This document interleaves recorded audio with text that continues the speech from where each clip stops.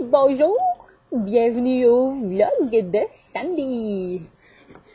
Cette semaine, j'ai reçu un courriel de Heidi de Québec qui m'a demandé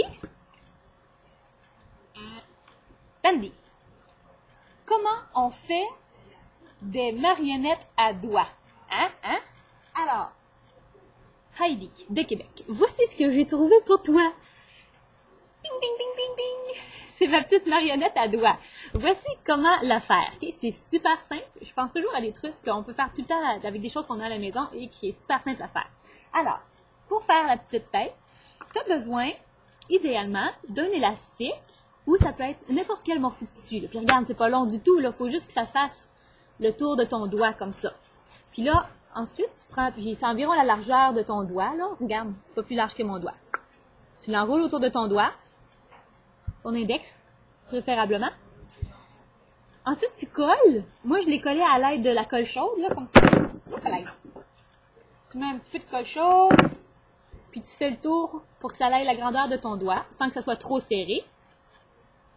Comme ça. Ensuite, tu prends des petites balles blanches, comme ça. Ça peut être des balles de ping-pong, mais ici, dans mon cas, c'est des balles de styromousse.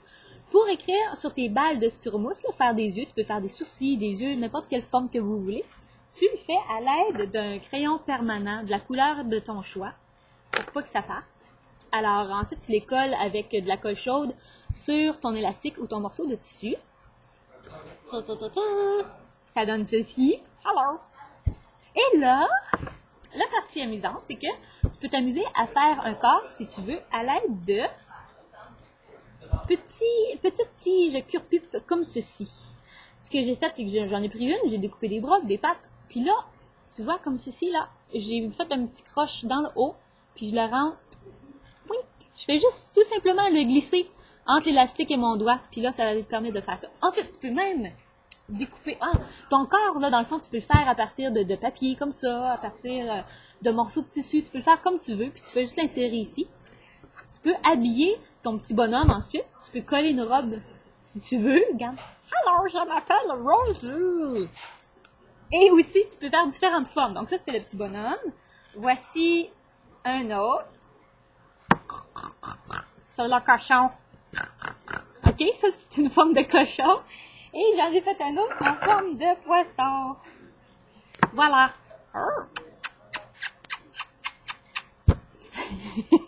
OK, tu peux les faire avec les couleurs que tu veux et tout ça. Oh, regarde, je peux même faire ça. Oh!